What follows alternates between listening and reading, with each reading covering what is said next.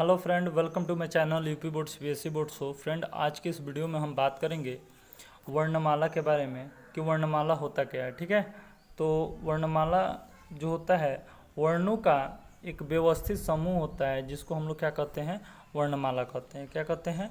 वर्णमाला कहते हैं। अब देखिए, जैसे मान लीजिए कि आपको एक माला बनाना है। क्या बनाना है? माला बनाना है। तो एक छोटा छोटा छोटा छोटा ऐसे ऐसे ऐसे ऐसे क्या करते हैं आप लोग, फूल एक ले लेते हैं और उसको क्या करते हैं, पिरोल देते हैं। अब पिरो कर क्या करते हैं, बिल्कुल ऐसा एक माला बना लेते हैं। ठीक है, अब जो माला बनकर तैयार होता है तो आप उसको क्या करते हैं, यूज करते हैं। ठीक है, बिल्कुल वैसे ही जो है ये वर्ण होता है। वर्णों का जो होता है एक व्यवस्थित समूह होता है जिसको हम लोग क्या कहते हैं, वर्णमाला कहते हैं। आया समझ में? अब देखिए, इसमें वर्ण होता है। क्या होता है? एक वर्ण होता है कि वर्ण ये होता क्या है, ध्यान से देखिए।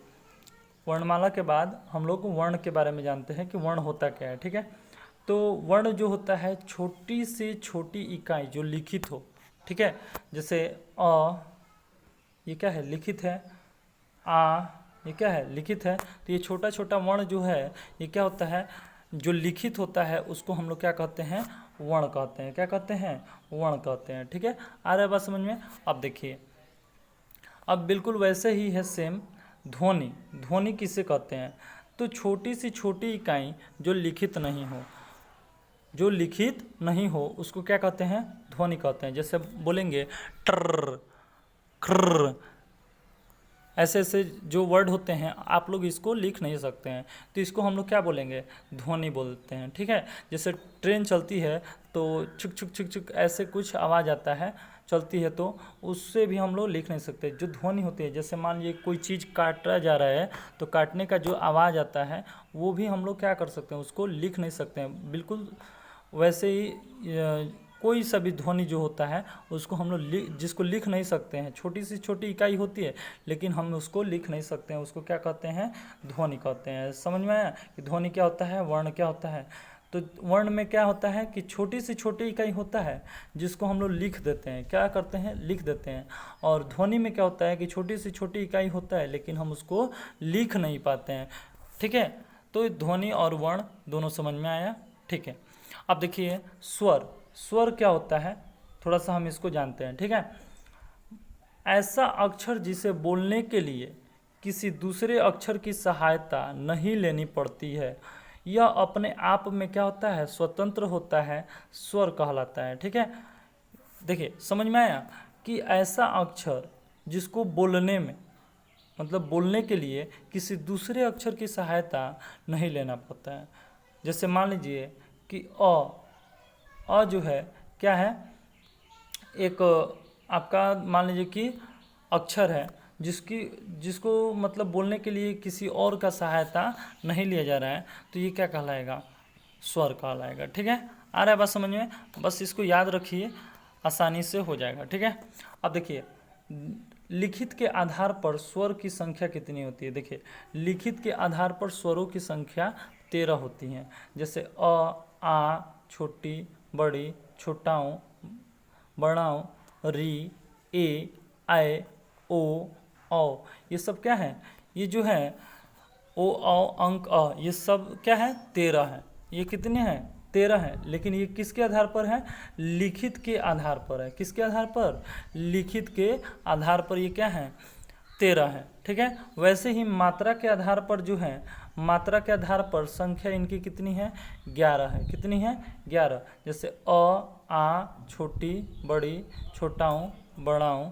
अब इसमें क्या होगा, री, ए, आए, ओ, औ, यहाँ तक रहेगा।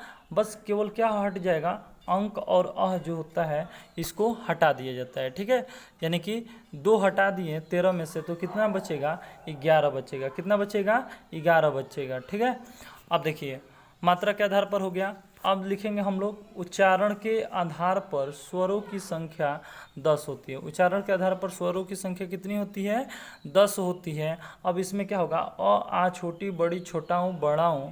अब यहाँ पर री जो है, री, इसको क्या करेंगे, हटा देंगे।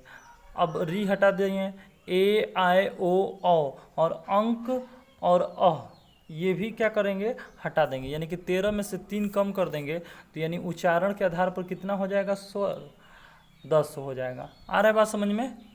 अब चलिए, अब देखिए अंक और अह को जो हम लोग हटा रहे हैं वो है क्या। अंक और अह जो होता है एक अयोगवाहक होते हैं, ठीक है। अंक और अह को क्या बोलते हैं, अयोगवाहक बोलते हैं, ठीक है। आ रहा है बात समझ में।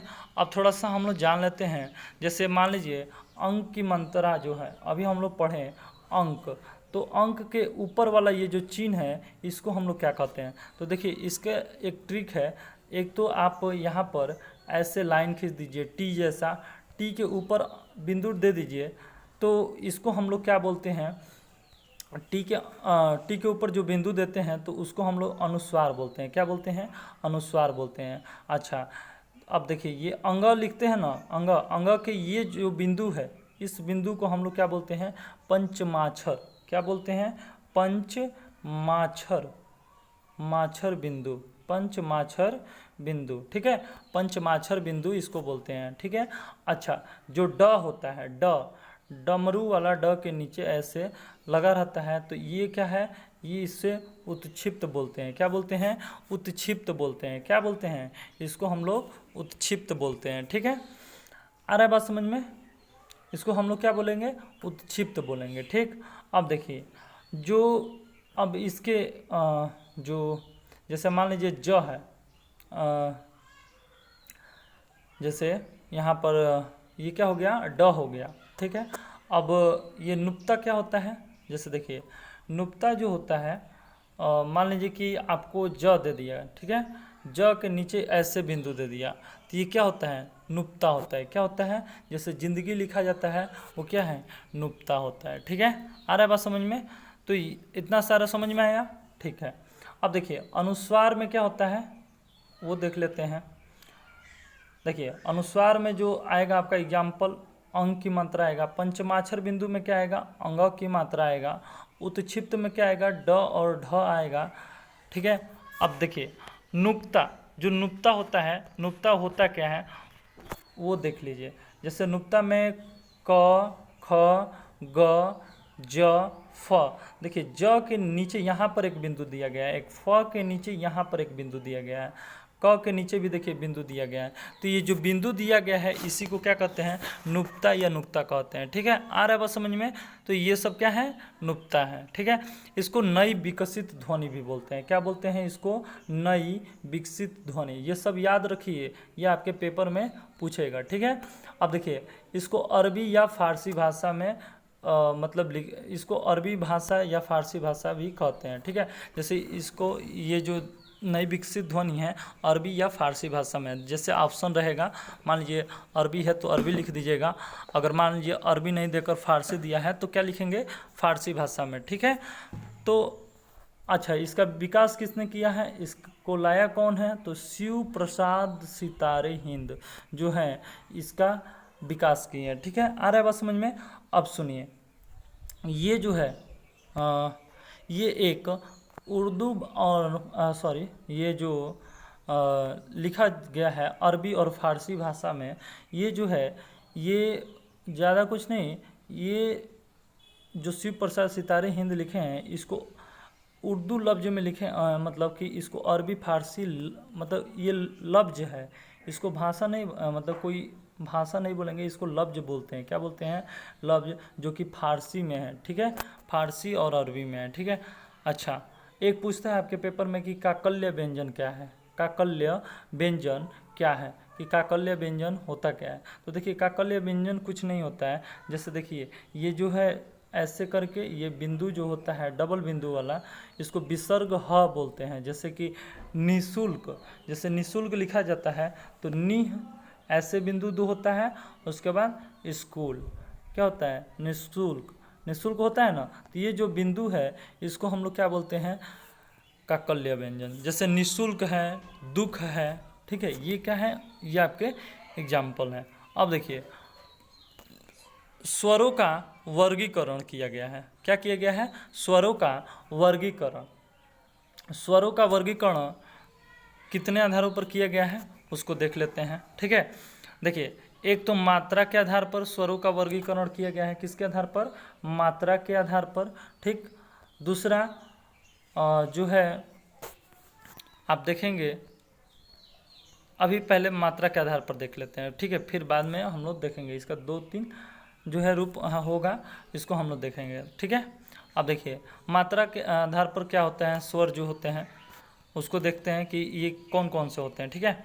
पहला तो होता है ह्रस्व स्वर, जिसको हम लोग छोटा स्वर भी बोलते हैं, लघु स्वर भी बोलते हैं और एक मात्रिक स्वर भी बोलते हैं, ठीक है। आ रहा है बात समझ में कि लघु स्वर, छोटा स्वर, मात्रिक, एक मात्रिक स्वर और ह्रस्व स्वर, यानी कि तीनों का मतलब एक ही है। दूसरा है दीर्घ स्वर, बड़ा स्वर, गुरु स्वर, द्विमात्रिक स्वर, यानी कि चारों नाम एक ही है, ठीक है। आपके पेपर में कुछ भी पूछ सकता है, दीर्घ स्वर, बड़ा स्वर, गुरु स्वर, द्विमात्रिक स्वर, ठीक है। अब देखिए, अब हम बात करते हैं तीसरा प्लुत स्वर के बारे में। क्या? प्लुत स्वर के बारे में, कि प्लुत स्वर होता क्या है, ठीक है। तो प्लुत स्वर उसको भी हम लोग देखते हैं, ठीक। अभी हम लोग क्या देखते हैं कि ह्रस्व स्वर होता क्या है, ठीक है। ह्रस्व स्वर, उसके बाद दीर्घ स्वर होता क्या है, ठीक है। तो ह्रस्व स्वर होता क्या है उसको देख लेते हैं, ठीक। देखिए ह्रस्व स्वर जो होता है ऐसा स्वर जिसे बोलने में एक मात्रा का समय लगता है, यानी कि कम समय लगता है, उसे ह्रस्व स्वर कहते हैं।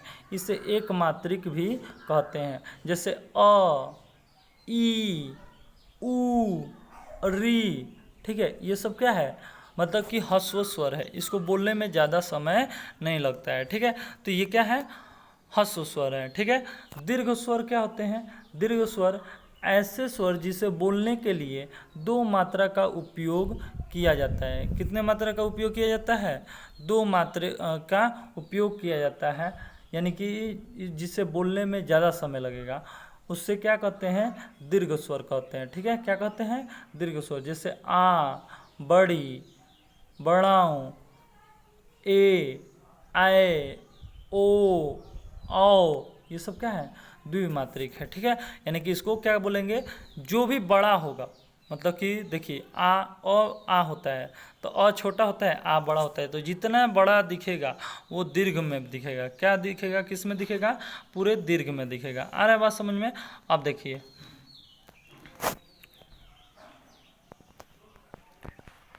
अब प्लुत स्वर, कि प्लुत स्वर होता क्या है? ऐसा स्वर जिसे बोलने में ह्रस्व स्वर, ठीक, और दीर्घ स्वर से क्या लगे, ज़्यादा समय लगे, उसे प्लुत स्वर कहते हैं। जैसे देखिए राम, ओम, सीते, ठीक है, ऐसे बोलता है लोग ना।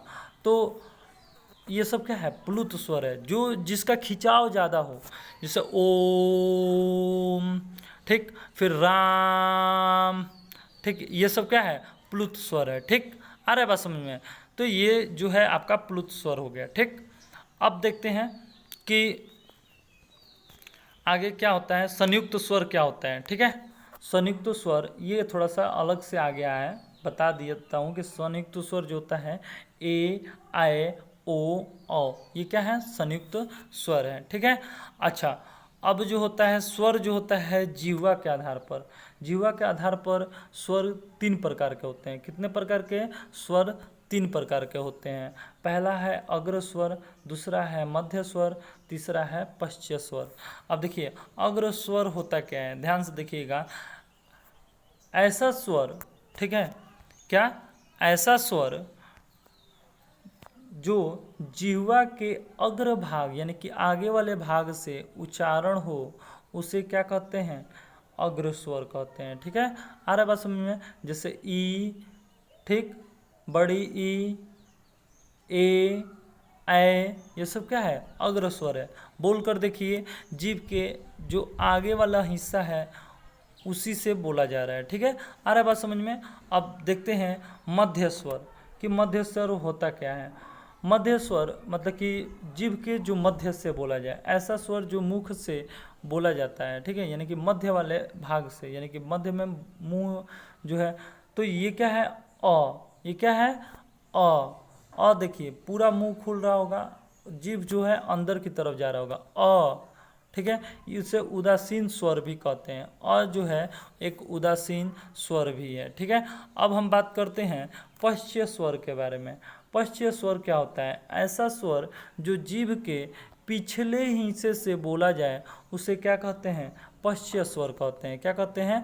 पश्य स्वर कहते हैं। जैसे आ, ओ, ऊ, बड़ा ऊ, औ, ये सब क्या है? पीछे वाले भाग, जीभ के पीछे, यानी कि बोलते समय जीभ जो है आपका पीछे जाएगा।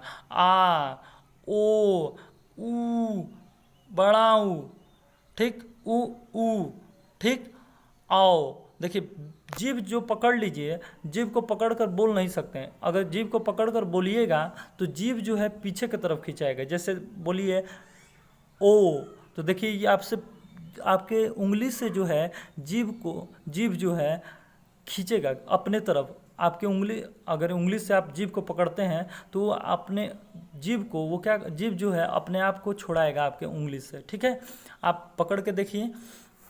अब देखिए, जाति के आधार पर क्या होता है? ठीक, कितने प्रकार के स्वर होते हैं? जाति के आधार पर स्वर जो होते हैं 2 होते हैं। कौन कौन से? एक सजातीय होता है, दूसरा विजातीय होता है। ठीक है, सजातीय में जो है अ और अ मिलेगा तो आ हो जाएगा। देखिए, अ और अ सेम जाति के हैं। ई मिलेगा तो क्या बनाएगा? बड़ी ई। ऊ मिलेगा तो बड़ा ऊ बनाएगा। देखिए, सेम जाति के मिले हैं तो सेम जाति मिलकर एक दूसरे जाति का निर्माण करते हैं। ठीक, उसी को क्या कहते हैं? सजातीय कहते हैं। और विजातीय क्या होता है कि सेम नहीं होते हैं बल्कि अलग अलग होते हैं। अ और ई मिलेगा तो ए बनाएगा, अ और ए मिलेगा तो आय बनाएगा, अ और ऊ मिलेगा तो ओ बनाएगा। ठीक है, आ रहा है बात समझ में? तो ये क्या है? विजातीय हैं। ये क्या है? विजातीय हैं। ठीक, और देखिए एक ये है अ और ओ मिला है तो औ बनाया है। आ रहा है बात समझ में? क्या बनाया है? औ बनाया है। ठीक।